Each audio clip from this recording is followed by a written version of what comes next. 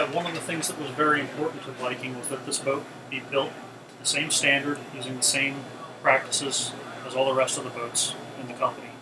And they, that started with the engineering. They basically went through and redesigned, the electrical systems, the mechanical systems. A lot of the equipment was, samey, but the Viking has a long track record of doing things a certain way that works really great. So we implemented those types of changes.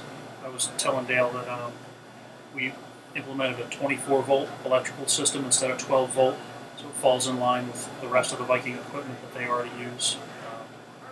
We incorporated an ISO boost transformer into the boat, which, as you know, helps stabilize the power and makes it a little more foolproof when you travel to places that don't have the cleanest power, which these boats often do travel to, foreign destinations.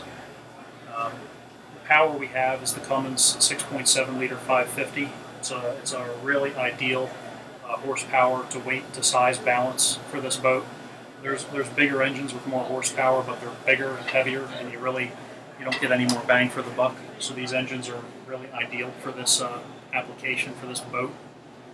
And Cummins also has a really neat joystick system that's a sort of a simplification of some of the other joystick systems you've seen out there with hydraulics and all kinds of crazy stuff.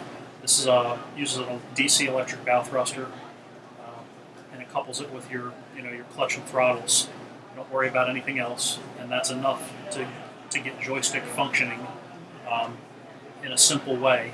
And it's great for docking for an inexperienced boat handler.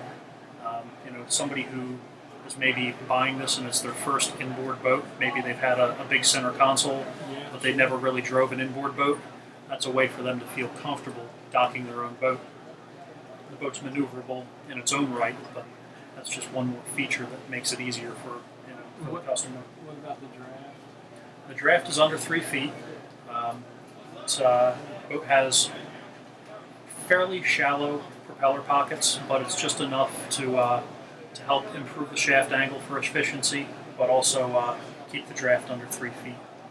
So cruising, the Bahamas or any of the inland waterways, it's really ideal. There's a lot of folks who can put this boat behind their house where they can't fit a big boat because of the draft. So it helps this boat a lot. And what kind of numbers? What performance numbers? So this boat cruises 30.5 knots and topped out at 34.5 knots. And it would burn about 38 gallons an hour at cruise. So you got 10 plus hours at cruise. What kind of fuel? What capacity? 425, 430. And